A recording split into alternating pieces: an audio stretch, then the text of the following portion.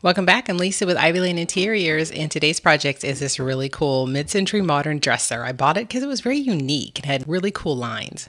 I spent a little bit more than I normally do on upright dressers. This one was $80, but it is a Dixie, and I did like the lines of it. It's rather unusual. I don't have all of the hardware, but I have some options that I'm going to replace it with, and I can always use these in my stash because they're brass, that I can always use these on another dresser. They've got some pretty good damage on the top that I'll have to repair, and the top is loose, and so I noticed that when I was loading it into the car. So I'm gonna have to see what's going on there. And the back is coming off. I'll have to address that. Have a little bit of veneer damage on one of the drawers, but overall it's really good, pretty sound structurally. So the goal would be to strip the top, obviously make the repairs first, strip the top, paint out the body, change the hardware, line the drawers, and I should be able to flip it for about $600 to $650. So I'll probably have about $100, $120 into it. So we'll see what kind of profit I can make. I'm going to start by taking all the hardware off. Unfortunately, I can't use the top because I'm missing just one, but I'm hopefully going to try to be able to use the bottom ones. So I'm just going to go ahead and take them all off, put them in a dedicated Ziploc bag, and then that way I can either try to reuse them later or try to use the bottom ones in this project. I'm going to measure really carefully, hold a hole, and try to find some replacement mid-century modern type of hardware for the top. I'm going to start with a really good clean. I like to vacuum it out first with my shop vac, and it also just kind of helps me to assess the piece if I find any problem areas. While I was cleaning it, I found that there was 2 drawer guides that were loose, and one of them was actually cracked, and so I'm going to have to go in and re-glue that. And so that's kind of during the cleaning process is a great time to kind of assess any kind of repairs that need to be made to the piece.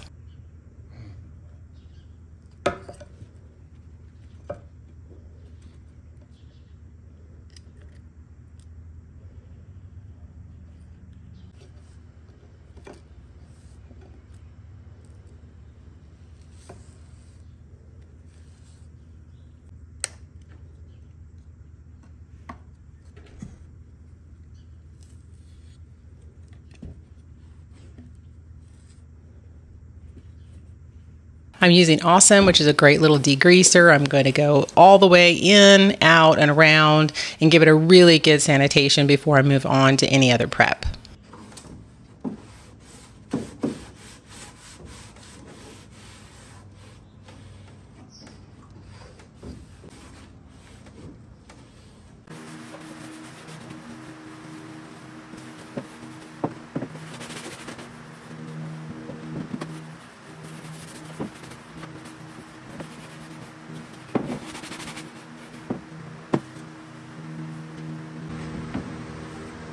The back was loose, so I decided I'm just going to go ahead and take it off. Sometimes it's just easier to work with pieces when the back is off anyway. It's a good thing I did because I noticed this area was completely loose.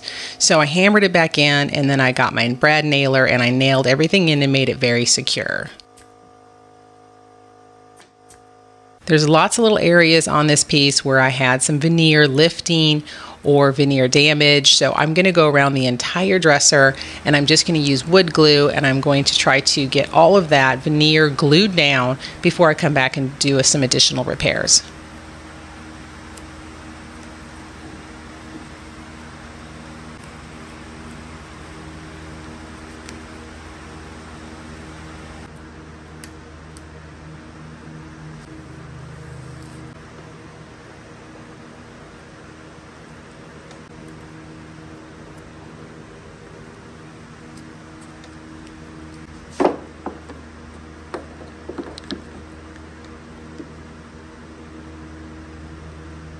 So the top was loose, and I don't know how they got this nail in, but the nail was basically doing nothing.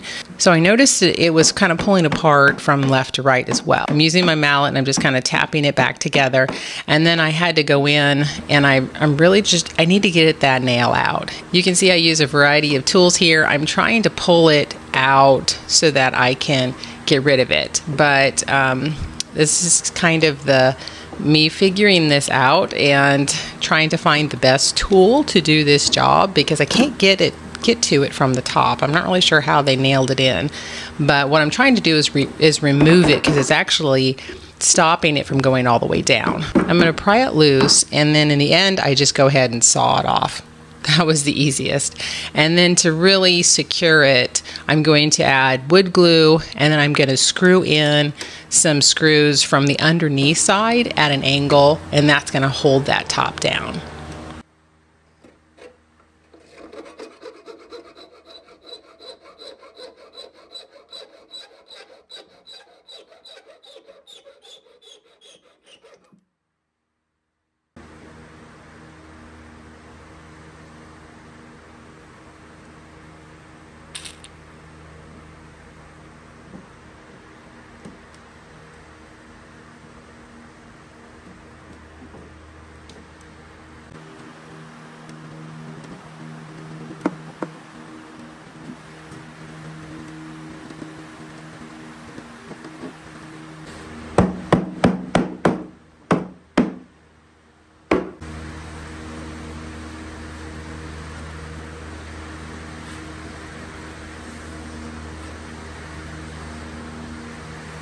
Sometimes you got to get creative, and I don't have a clamp that is longer than 36 inches. So I had to get my bungee cords out, and I tied them up both the width and the length, and I was able to get enough tension to be able to hold that repair in place while the glue dried.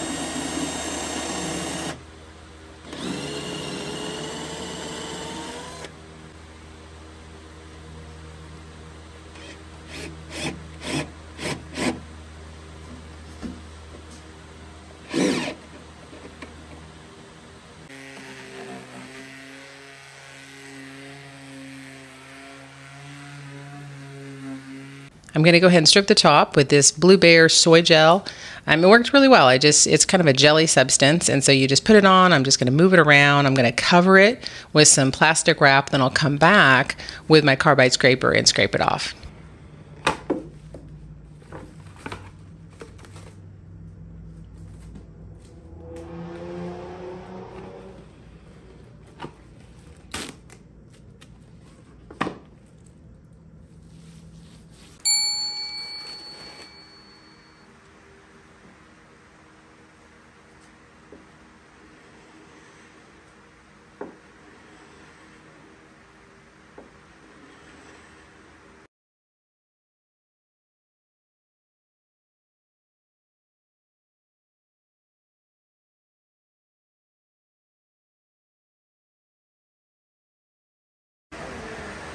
I like to use acetone after the stripping. It just kind of helps get the additional stripping residue off.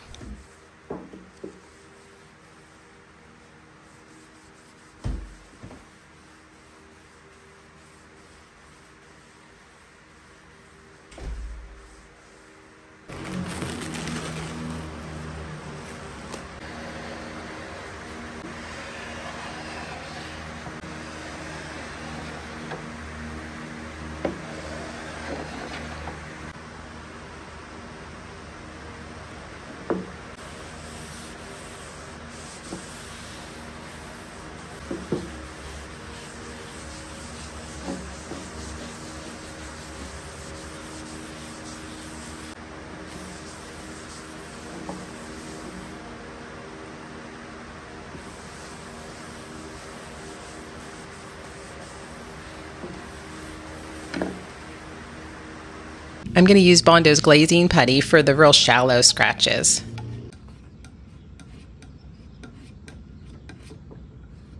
And then for some of the veneer repair, I'm going to use some wood filler by Minwax, and this is tinted to a dark color, which I am going to go dark on the top, so it just kind of helps it blend in.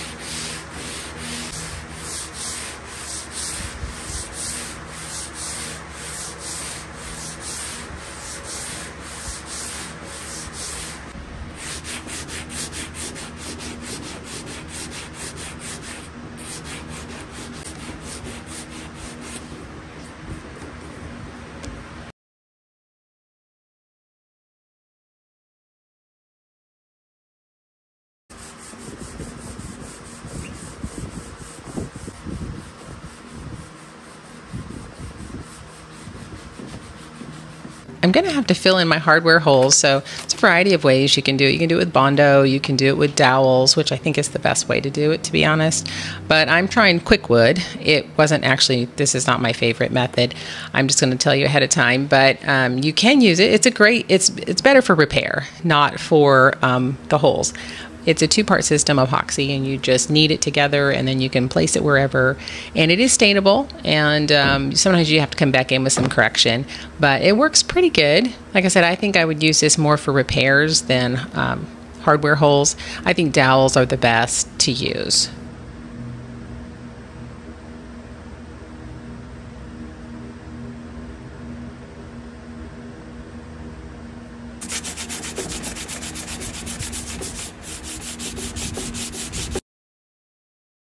Now that I have the top stripped, I'm going to go ahead and work on the body. I'm going to prime it and paint it out.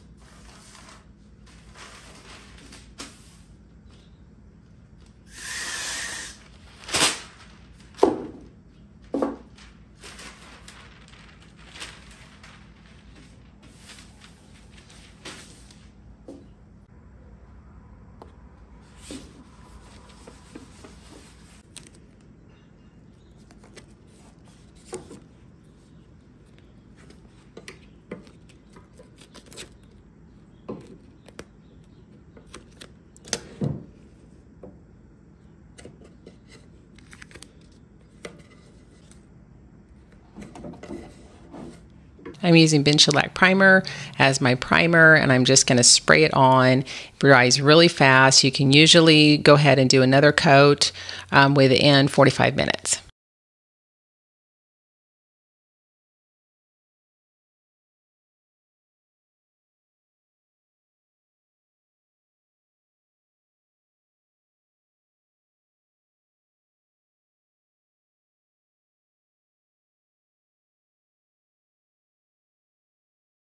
If I have any additional repairs or anything else that I see that needs to be done after the first coat of primer, you see I can go ahead and do a little bit, another round of fill if I need to, and then I'll do my second coat of primer, and now I'm ready for paint. I'm using Benjamin Moore Advanced Paint. This color is lead gray, and it is in satin. I'm using my new sprayer. This is an Erlex 5700, and I have to say I'm super impressed so far. I am going to go ahead and dilute it a little bit because it needs to be a little bit thinner, but make sure you always try to strain that paint, no matter if you think you strained it or not. I've noticed with this one, you really can't get away with any kind of little particles in it. So you want to make sure you strain your paint really well. This is a 2-turbine system, so it's a little bit of an upgrade from the HomeRite, but it's an all-metal gun. And the cup where you put the paint is lined with like Teflon, so it comes out really easily. It's easier cleanup, and it sprays like a dream. I mean, wow. I got it at Woodcraft. It was $350. It did come with an extra needle, the 2.0 needle, and so that's worth an extra $60. So it was a really good value. I was really impressed with how it sprays. I think it went on really smoothly. You can see in just one coat, it had fabulous coverage. I'm still working on my settings and such, but I'll get better as I continue using it. But so far, I've been super impressed.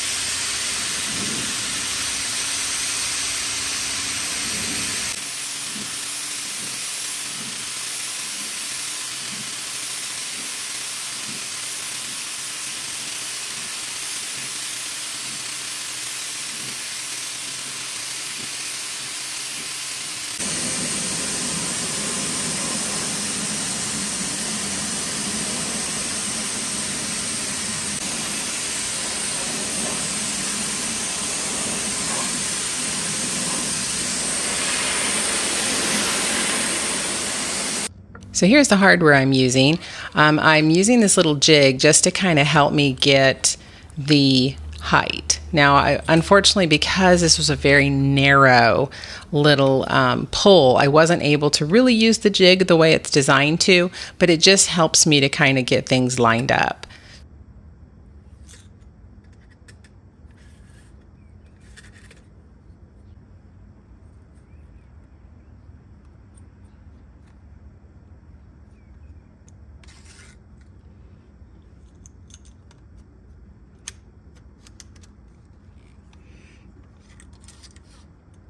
So I'm just going to use that diamond, and I'm going to find the center of the diamond, and then I'm just going to measure out left and right from there based on the hardware, and then I'll drill my holes from there. And once I have my first one done, then the jig is already set up for the correct height, and so then I can just continue to use it for the subsequent holes.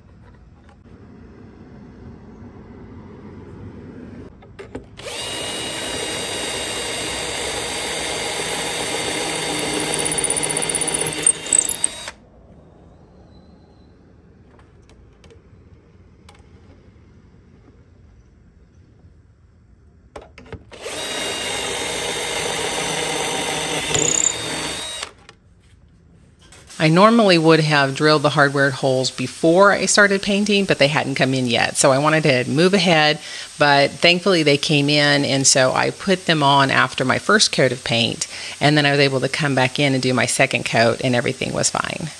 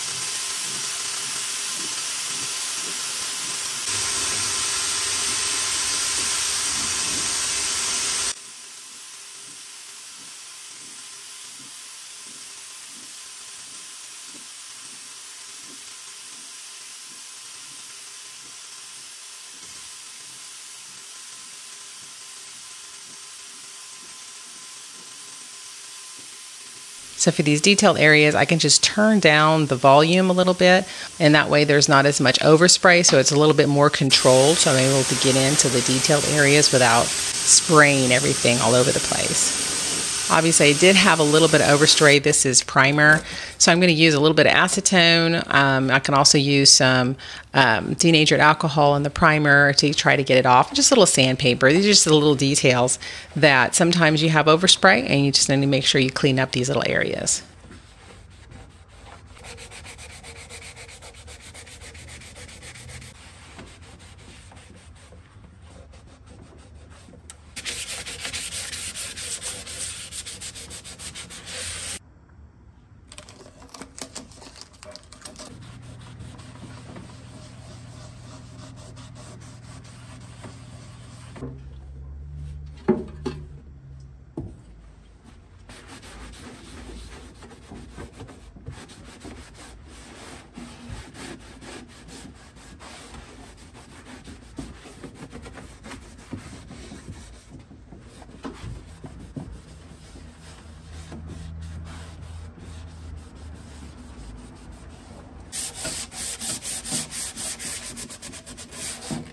So my hardware did need to be cut down a little bit, so you can use some wire strippers, and you just have a little area there that says insert screw. You insert it, and then you just clamp it down, and it will cut your screw, and then it'll be to the perfect length that you need for your hardware.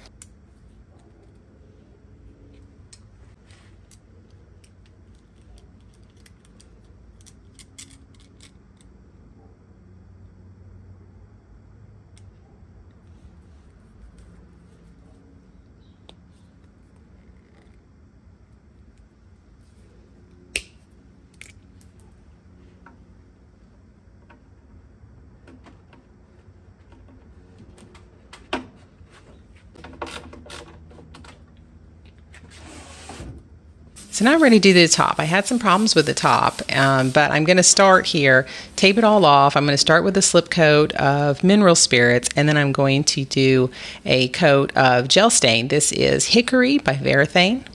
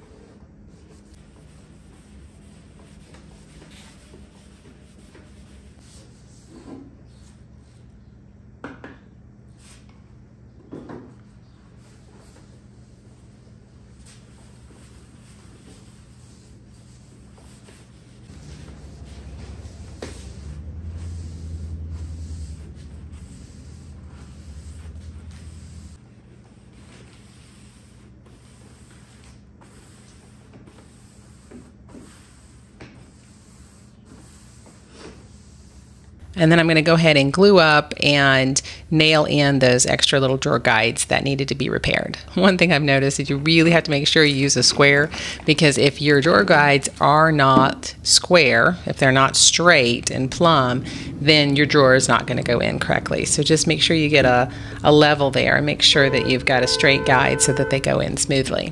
This is also where it's nice to have the back off so that you can access the drawer guide areas. Just make sure everything is just easy to access.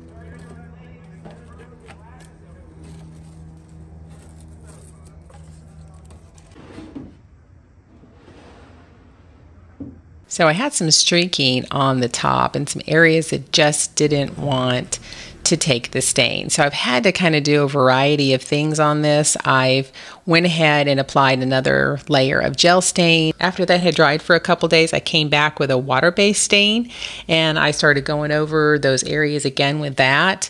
And then I tried some toning, and then I also tried some glaze by General Finishes. So after just a variety of techniques, I finally got it, but it took me a while.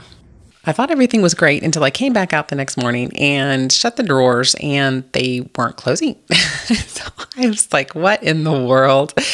So I tried every trick I know of. I mean, I adjusted the drawer guides thinking maybe they weren't a square and plumb, but I had to take some extreme action and I had to sand down the top so that I could get it underneath and to really close well. So I went ahead and put those little guides, the little tracks there that you see, I went ahead and put those in there. That way it'll smoothly go in and out. And after a lot of sanding, it took me about an hour or more, now they function the way they're supposed to function. So I did have to go ahead and repaint them. I just shellacked that raw wood and then I gave them a fresh coat of paint. Let's look at the before. This one needed a lot more work than I realized when I picked it up. I really did love those lines though. It's really unique. I love that diamond pattern and that base was really cool. So I had a lot of work. Here it is. What do you think? I think it turned out really good. I love the hardware. I ended up changing out the bottom hardware because when I tried to clean the others, it was pretty pitted out. And so I thought it would look a lot better. And funny enough, that actually the matching hardware fit perfectly. I didn't even have to fill hardware holes. It was exactly 5 inches from hole to hole. So it worked out perfect. But I love the dark top. Took me a lot of time getting that right. But you know, in the end, I think it's really beautiful. It's a gorgeous mid-century modern design, and I really love it. Tell me what you think.